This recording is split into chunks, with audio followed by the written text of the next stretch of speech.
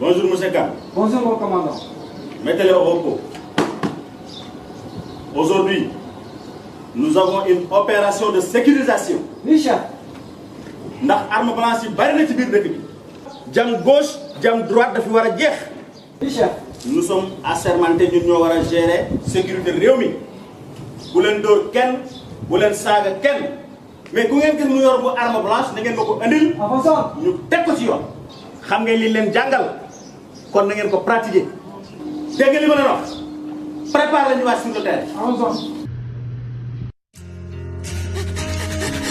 alu ɓe ko goyat ɓe goyto ko ɗi hareje ɗi gasata ñande fof ko wari yuwi soppi ko enen jinnaɓe toñi koye meɗen sani hani ɓiye nehma ɗum no habni no hersini no yurmoni en gassi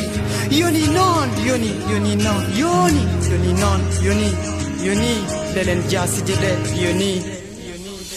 ɗum ko nananmi ɗum ko janmi wellani mi hareje ɗi gasata e nder meɗen sa nati nder galleji docteur eɓe tan kulani jiya ɓe no lelli ɓe no mbara ɓe no juwa ɓe no coppa ɓe juuɗe men no taƴa ɓe no kirsa ɗum no yurmoni wadde en gona julɓe ñande foof koyen jumɓe ɗum naftata en nanata jemma e ñalawma heɗen hakkude gendarmerie ñande foof convocation nder meɗen gueɗe men pewani golle men yoɗani en tottetake fodde men en yembetake en mantetake en kulletake en yalete tan ɗum naftata hay goto nanata nedi ala en ɗam ala en nanata en jiyata en kersata en kullata ɗum saabi en kiiri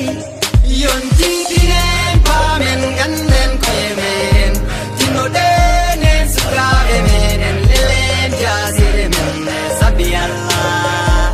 yontiɗinen pamen ganden koye meɗen tinnoɗen en sukaɓe meɗen lelen jasire men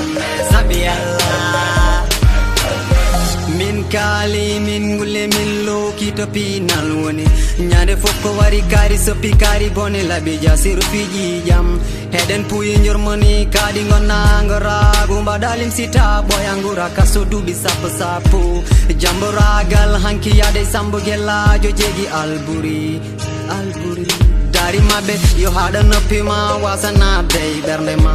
jikkuma joktari yo won gongo e gandal e muñal e nalankoɓe ko wuroɓe gona wurnoɓe leñol ko rob kam rokki kam haala ko alamana ni atta yamba alanana holko are meɗen hay rewɓe meɗen mbaɗi sogude yontiɗinen pamen ganden koye meɗen tinnoɗen en sukaɓe meɗen lelen jaside men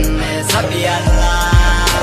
yontiɗinen pamen ganden koye meɗen tinnoɗen en sukaɓe meɗen lelen jaside men saabi Allah ane hane nannani école janginani alquran a janginani no julɗo tawi andinani ɗum dine muɗum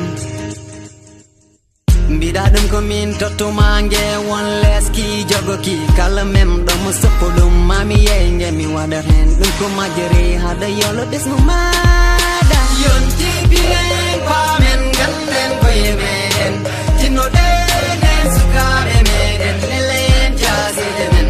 saabi Allah